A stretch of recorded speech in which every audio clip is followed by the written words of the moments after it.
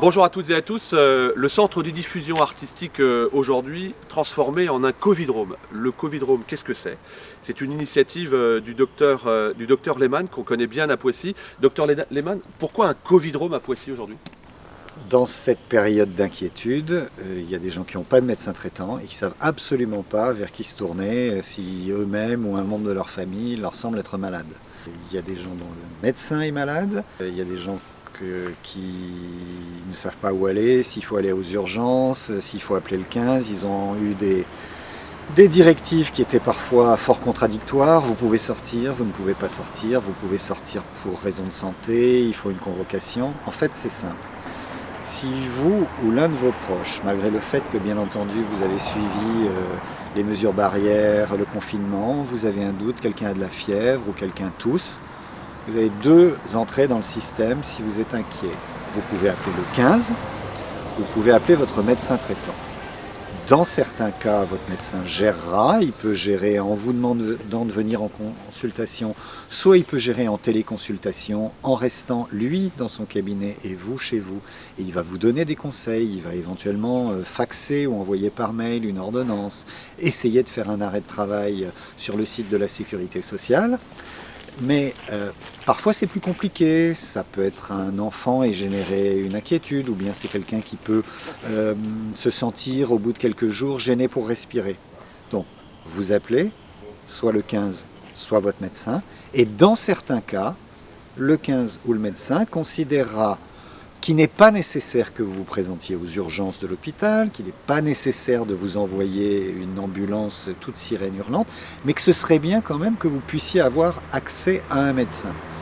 Donc, à travers ces deux filtres, parce qu'on ne vient pas ici directement, à travers le 15 ou votre médecin, un créneau vous sera donné, par exemple 10h20 ou 11h40, où on vous dira de vous rendre au Covidrome, ou bien on prendra par exemple un numéro de téléphone où un médecin qui est présent ici pourra vous appeler et vous parler et faire une téléconsultation à distance. Il faut bien comprendre qu'on va avoir une vague qui va grandir comme dans d'autres pays, qu'on a la chance, si j'ose dire, d'avoir vu comment ça se passait ailleurs et de vouloir éviter que ça se passe aussi mal. Pour ça, il y a des initiatives qui sont montées France entière, à Anglette, à Chartres, dans d'autres départements, dans le 93. Au départ, c'est fait sur la bonne volonté des gens qui veulent faire un rempart face au virus. Ça va devoir être adapté au fur et à mesure. Le but, c'est de mettre en place les choses en espérant se retrouver, en fait, j'ai envie de dire, avec un Covidrome vide, auquel cas on sera les premiers à ouvrir le champagne, mais d'être en mesure de faire face si jamais on prend la vague, comme dans d'autres pays. Donc c'est une initiative qu'on a eue à quelques-uns, il n'y a pas de... c'est pas une question d'héroïsme autre, c'est juste une question de planification. À un moment, ça peut devenir compliqué pour les médecins généralistes, ça l'a été en Alsace. À un moment, ils n'ont plus pu recevoir les patients chez eux, parce qu'il y en avait trop, parce que ça faisait une charge virale au même endroit, parce que nos cabinets, ils sont aussi bien qu'ils sont, mais ils ne sont pas aussi adaptés à une période d'épidémie que pourrait l'être le Covidrome Poissy. Donc ce qu'on veut, c'est pouvoir vous aider au mieux, et ça se fait au départ en tâtonnant. Je lance un appel, ça semblera bizarre puisqu'on est, je ne sais plus, la 5e ou la 6e puissance mondiale. On a besoin de blouses, on a besoin de masques, on a besoin de matériel de protection. Parmi vous, il y a des industriels, il y a des restaurateurs, il y a des artisans, il y a des peintres, il y a des gens qui, pour quelles que soient les raisons, ont ce matériel.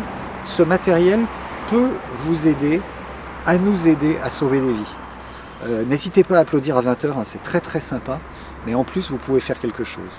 Et sachez que non seulement nous ici, mais même votre hôpital a besoin de ce matériel de protection.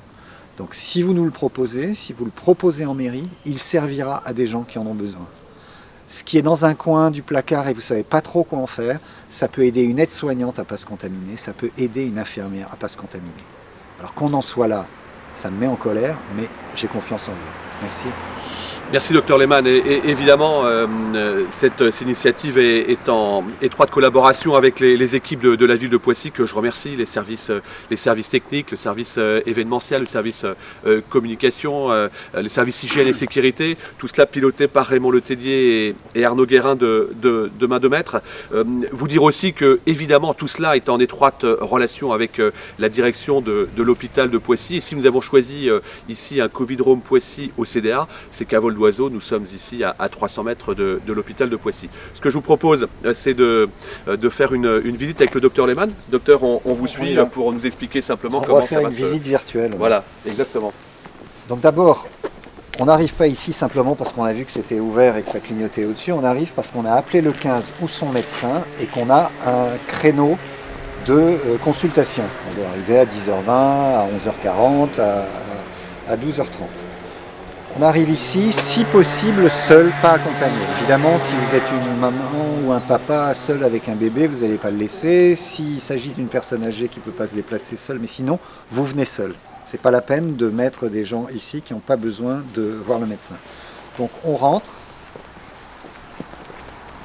On a un agent d'accueil qui vérifiera le nom, etc., qui vous donnera éventuellement un masque simple, un masque chirurgical si vous toussez. Ensuite... Obligation d'aller se lever les mains, docteur, en arrivant. Alors le problème, c'est qu'il y a à l'intérieur, là, il y a du liquide hydroalcoolique, donc on peut faire une piscette et se laver les mains, c'est toujours ça de prix.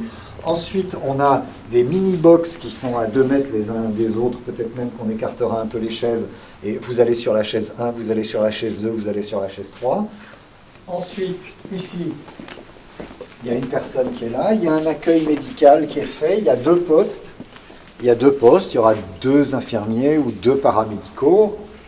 Une personne à la fois avancera, arrive ici, va donner son nom, son numéro de téléphone, son email pour pouvoir les recontacter, ce genre de choses-là, on va voir. Et ensuite, on lui donne un numéro, vous êtes le 37, et va s'asseoir sur une des chaises. Les chaises sont toutes éloignées, on les éloignera peut-être encore plus. Bon, ensuite, à l'intérieur de ces 3 box en contreplaqué, à l'intérieur des 3, il y a un médecin. Et ce médecin, il est habillé comme dans les films de contagion américains, il est complètement protégé. Et quand il est prêt, il fait signe à l'infirmière qui va venir vous chercher. Elle donne un papier, le médecin rentre et vous rentrez avec lui. Tous les médecins qui le veulent et qui sont volontaires peuvent venir nous rejoindre. Au-delà des seuls généralistes, il y a des médecins qui sont retraités depuis peu, dont les compétences nous seraient très utiles. Je fais un appel aussi à nos confrères qui ne sont pas généralistes. Il y a des médecins ORL, il y a des médecins pneumologues, il y a des médecins gastroentérologues, il y a des médecins qui peuvent venir nous aider. On les remettra dans le bain, si j'ose dire, pour certains d'entre eux, un gastroentérologue ou, je ne sais pas, un endocrinologue. On a besoin de vous.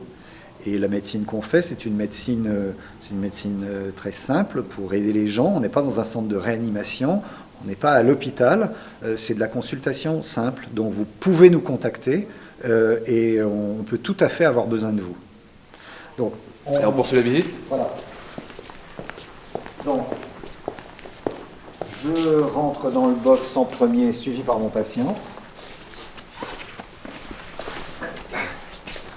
Donc moi je suis ici, le patient reste là, je lui demande de ne pas bouger, il peut s'asseoir ou rester debout, poser ses vêtements sur la chaise et il ne touche à rien. Je lui pose des questions simples, vous avez de la fièvre, vous avez de la toux, pourquoi vous êtes venu, est-ce que vous avez tel ou tel symptôme, ça a commencé quand, autour de vous dans votre famille, est-ce qu'il y a des gens qui sont malades, qu'est-ce qui vous inquiète? Alors il y a des gens qui seront juste inquiets parce qu'ils ont 38,2. Tant mieux, c'est pas grave, on est là pour les protéger aussi, mais souvent, ils n'ont pas besoin de venir jusqu'ici. Mais il y a peut-être des gens qui sont malades depuis quelques jours, qui commencent à tousser plus, ou sentir qu'ils ont mal dans la poitrine, ou quoi que ce soit. Eh bien, on va leur demander de se déshabiller sommairement le bas. On va les examiner en prenant des précautions, avec des gants, un stéthoscope, tout ça qui a été nettoyé. On va prendre avec un petit appareil leur saturation en oxygène au doigt, on va les ausculter. C'est ce qu'on fait déjà au cabinet de médecine générale depuis 15 jours. Mais on le fait ici dans un environnement spécifique où on n'est pas obligé de les faire venir dans nos cabinets avec nos autres patients, les bébés à vacciner, les personnes âgées fragiles. Ça permet de donner un accès plus sécurisé aux uns et aux autres. J'ai presque envie de dire que l'existence du Covid-Room sécurise l'accès, même pour ceux qui n'y ont pas accès.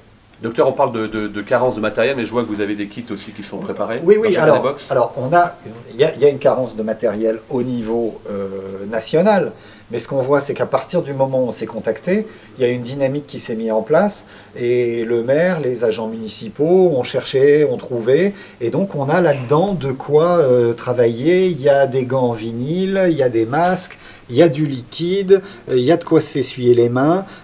Tout a été pensé là depuis plus d'une semaine pour faire avec les moyens du bord. Et en fait, ce qu'on se rend compte, c'est qu'à partir du moment où, excusez-moi, on se bouge les fesses, ben on trouve. Il suffit d'essayer pour que ça avance. Alors, c'est sûrement améliorable. Ça s'améliorera au fur et à mesure. Mais on ne peut pas l'améliorer si on commence une fois qu'on est sur le pont du Titanic et qu'on est en train de se noyer. Donc, ce qu'on fait, c'est qu'on le fait avant, justement, pour ne pas prendre la vague de plein fouet. Ce qui s'est passé dans certains endroits et qui nous sert, c'est par exemple nos confrères généralistes en Alsace. Ils ne se sont pas rendus compte de ce qui se passait, ça les a submergés, et à un moment, ils se sont rendus compte qu'ils étaient dans un cluster Covid. Et pour eux, ça a été très, très, très, très difficile. Ça les a amenés au bord du burn-out. Nous, on veut éviter ça. Donc on se protège en amont, on met en place ces centres, et advienne que pourra. J'ai une question, docteur, très pragmatique. Le patient, comment règle-t-il ? Il ne règle pas. Alors, on s'est débrouillé, ça fait 10 jours qu'on travaille ça, le patient n'a pas à payer. Pourquoi ? Parce que si on va manipuler des cartes vitales, des chèques, rendre la monnaie et tout, c'est une perte de temps pour le médecin. Ça veut dire que ça va être compliqué pour certaines personnes qui ont peut-être un accès au droit un petit peu difficile. Et puis, c'est des risques de contamination. Donc, l'agence régionale de santé paye à la vacation les professionnels de santé qui travaillent à l'intérieur, médecins et infirmiers, et la mairie de Poissy met à notre disposition, sinon rien ne serait possible, toute la logistique du lieu. Toute la logistique du lieu. Et le lieu a été pensé, c'est un lieu qui a un parking qui est très grand, donc on n'est pas confiné avec des charges virales fortes dans les pièces. Les portes seront ouvertes, donc l'air diffuse. On essaye de faire en sorte qu'il n'y ait aucun risque de contamination pour les gens qui viennent ici. Et c'est pour ça qu'on ne vient pas et qu'on ne s'assied pas dans la salle d'attente en attendant, qu'on a un créneau de consultation et qu'on vient sur son créneau de consultation. Donc quand on est sorti d'ici, si Carl Olive était le patient, ce que je ne lui souhaite pas, il sort en premier. Le médecin le suit en ayant les distances de sécurité. Bougez pas, monsieur, et lui montre la sortie qui est fléchée. On suit la sortie et on sort derrière. Donc on ne croise pas les gens, on ne retourne pas à la salle d'attente dire bonjour à un copain, etc. On reste à distance les uns les autres et il y a un circuit unique. On a eu d'autres propositions qui ont été faites, entre autres par la clinique Saint-Louis qui voulait aider, mais on avait des goulots d'étranglement dans des ascenseurs, une absence de parking. Ici, c'est juste idéal. C'est juste idéal. Audrey Petit, vous êtes venu ce matin dans votre rôle, je dirais, presque de contrôle aussi, de voir si tout se positionnait bien. Quel message on peut passer pour venir ici dans ce Covid-Room ? Alors oui, Audrey Petit, chef de projet à l'APTA, Association Plateforme Territoriale d'Appui des Yvelines. Donc on travaille avec l'Agence Régionale de Santé. Le message principal qu'il faut faire passer et que je repasse à la population de Poissy et des autres communes qui viendront dans ce centre-là, c'est ne vous rendez pas directement dans ces centres. Appelez votre médecin traitant ou le 15 qui vous orientera, qui régulera et qui prendra rendez-vous pour vous dans ce centre. Quel est l'intérêt finalement de ce Covid-Room ici comme dans d'autres initiatives de France? C'est de presque être en désengorgement des urgences potentiellement dans les hôpitaux? Alors, pas directement désengorger les urgences. L'idée n'est pas de créer une seconde filière hospitalière. En tout cas, c'est de permettre aux cabinets de ville, aux médecins de ville, de leur donner les conditions d'accueil, de sécurité et d'hygiène pour prendre en charge ces patients suspects Covid et donc infectieux, dans l'idée qu'ils puissent continuer à prendre en charge le reste de leur patientèle, donc des patients chroniques ou en phase aiguë, sur d'autres pathologies, et leur permettre aussi de venir faire des vacations dans ces centres pour prendre les patients suspects Covid s'ils le souhaitent. Voilà, chacun évidemment apporte sa pierre à l'édifice. 2 messages à retenir s'il vous plaît. Pas, s'il vous plaît, de visite sans avoir eu au préalable de rendez-vous avec notamment la régulation du 15. Voilà, merci à toutes et à tous. Merci docteur Lehmann, docteur Buzyn qui est avec nous et les équipes de la ville de Poissy encore une fois d'avoir été réactifs comme à l'habitude.